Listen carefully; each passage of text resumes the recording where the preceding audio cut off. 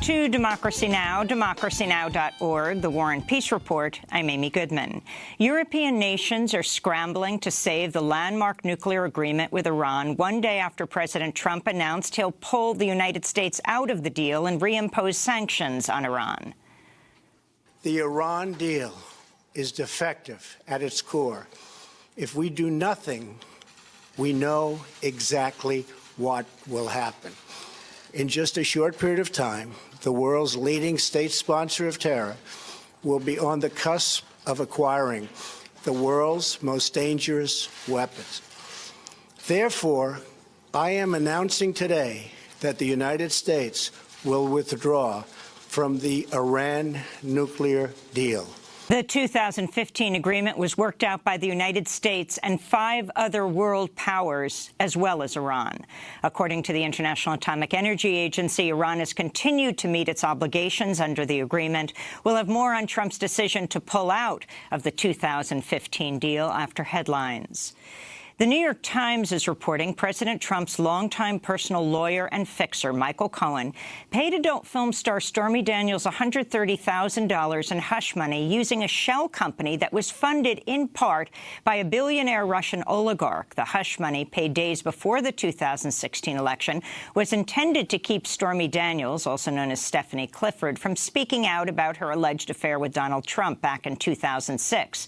Newly reviewed financial documents show Cohen paid Daniels through a shell company named Essential Consultants, LLC. This company later received $500,000 from a New York investment firm named Columbus Nova, whose biggest client is a company controlled by Russian billionaire Viktor Vekselberg, who was stopped and questioned at an airport earlier this year by investigators for special counsel Robert Mueller. Federal prosecutors are investigating Cohen for possible election law violations and bank fraud. Trump has admitted he reimbursed Cohen for the $130,000 hush money payment to Daniels. The New York Times also reports Cohen used the shell company, Essential Consultants, to collect $250,000 after Cohen brokered a separate hush money payment for major Republican donor Elliot Broidy, who paid off a former Playboy model to keep her quiet about their affair, which resulted in her having an abortion. Other companies that contributed to Essential Consultants are Korea Aerospace Industries, which was competing for a multi-billion-dollar contract to provide trainer jets for the U.S. Air Force, and AT&T, whose proposed merger with Time Warner is currently pending before the Justice Department. Novartis Pharmaceuticals also paid in. Deputy CIA Director Gina Haspel is testifying in front of the Senate Intelligence Committee for her confirmation hearing as CIA Director today. Haspel was responsible for running a secret CIA black site in Thailand in 2002, where one prisoner was waterboarded 83 times and tortured in other ways. The former acting director of the CIA has also confirmed that in 2005, Haspel personally oversaw the destruction of videotape showing torture at the black site. Today's hearing will mark the first time Haspel will be forced to speak publicly about her role in the U.S. torture program, if the legislators ask her about it. Among those seeking to testify about Haspel's role is Guantanamo prisoner Khalid Sheikh Mohammed, the accused architect of the 9/11 attacks. He was held at secret CIA prisons in Afghanistan and Poland. It's not yet known whether Haspel was involved directly or indirectly in Khalid Sheikh Mohammed's torture. He's currently at Guantanamo. New York Governor Andrew Cuomo has appointed a special prosecutor to investigate accusations that resigned New York Attorney General Eric Schneiderman physically assaulted at least 4 women. 2 of the women, Michelle Manning Barash and Tanya Salvaratnam, told the New Yorker magazine Schneiderman repeatedly hit them, slapping them across the face and choking them to the point they each sought medical attention. They both also accused Schneiderman of threatening to kill them if they broke up with him. New York Solicitor General Barbara Underwood will now serve as New York's acting Attorney General. Meanwhile, 5 more executives have stepped down at Nike, where a sweeping investigation into workplace harassment and misconduct towards women employees is underway. A total of 11 senior managers have left Nike so far. U.S. Secretary of State Mike Pompeo is visiting North Korea today to finalize plans for the proposed meeting between President Trump and North Korea's leader Kim Jong-un.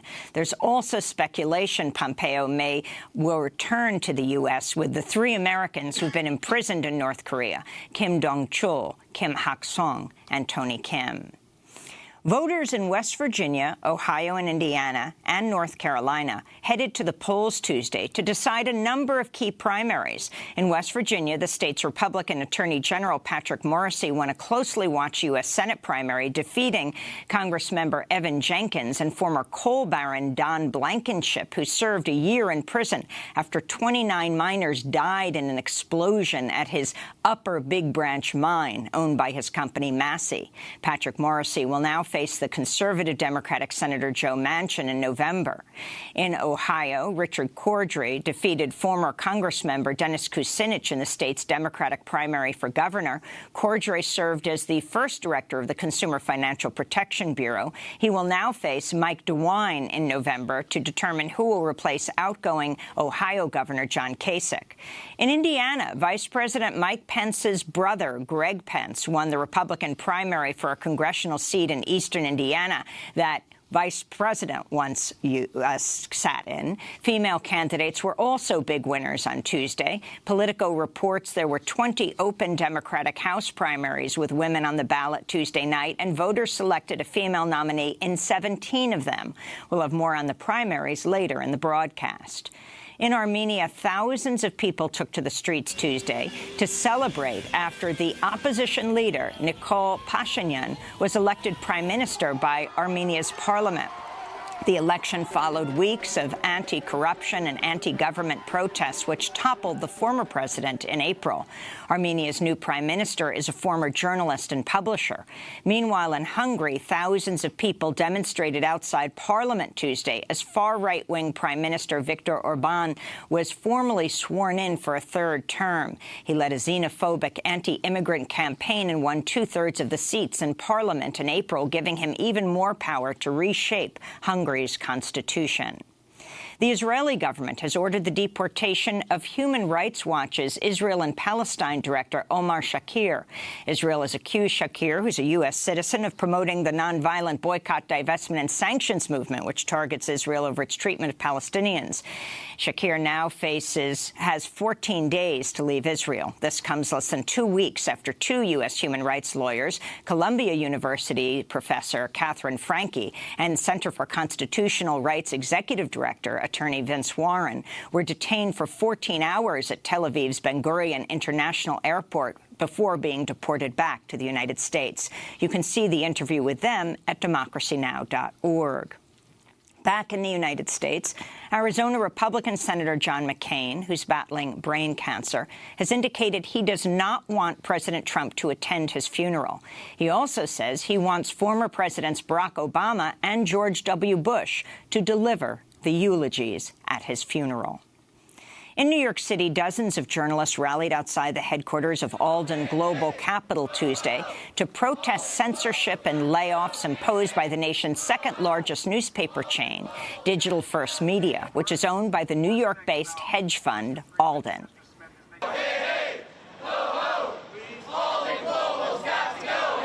My name's George Kelly. I'm a breaking news reporter for the East Bay Times in Oakland, California. We won a Pulitzer Prize last year covering the ghost ship fire in Oakland, where 36 people lost their lives in a warehouse. Our investigative reporters, our breaking news reporters, our photographers and editors worked to hold institutions accountable. We need to know that nothing like this can ever happen again. We won the Pulitzer Prize, and we had layoffs a week later. I flew 3,000 miles today to give Alden Global Capital a message: invest or sell. To see our full coverage of journalists protesting against Alden Global Capital, you can go to our website at democracynow.org, where we interviewed reporters from the Denver Post and the Boulder Daily Camera. A Louisiana judge has ruled the permit for the proposed 163-mile Bayou Bridge pipeline is illegal, meaning the pipeline's construction must now be halted as the permit is reconsidered. The proposed pipeline has faced mounting resistance from residents and environmental activists. It's being built by Energy Transfer Partners, the same company behind the Dakota Access Pipeline. In California, the granddaughter of Bob Marley is vowing to sue the Rialto Police Department after she and 2 other friends were surrounded by a swarm of police cars and a police helicopter as they were checking out an Airbnb rental. The 3 women are all black. The police were dispatched after a white neighbor saw the 3 women carrying suitcases out of the rental home and called the police to report a possible burglary. It's the latest in a series of high-profile incidents of racial profiling and racial discrimination, including 2 black men being arrested at a Philadelphia Starbucks for being inside the coffee shop while they were waiting for a 3rd man to arrive for a business meeting. And activists around the country have begun bailing black women out of jail as part of the 2nd annual Black Mamas Bailout, a nationwide effort to free black mothers and reunite them with their loved ones ahead of Mother's Day this Sunday. This is Southerners on New Ground's Executive Director, Mary Hook, speaking on Democracy Now! Last year during the first Black Mamas Bailout. We know that about 80% of black women that are sitting in cages right now are single parents and caretakers. We know that the 1 out of 3 black trans women who have spent time in the cage have experienced sexual violence in the cage. 1 out of 9 black children have parents who are incarcerated. And so our goal is to be able to free our people from these cages using the traditions from our ancestors that brought each other's collective freedom, to get our folks back home, and to highlight the crisis around the cash bail system, put pressure on all of these institutions who are making money off of our people suffering, but most importantly, restore the life that this cash bail system have taken from our people. And those are some of the headlines. This is Democracy Now!, democracynow.org, The War and Peace Report. I'm Amy Goodman. And I'm Juan Gonzalez. Welcome to all of our listeners and viewers around the country and around the world.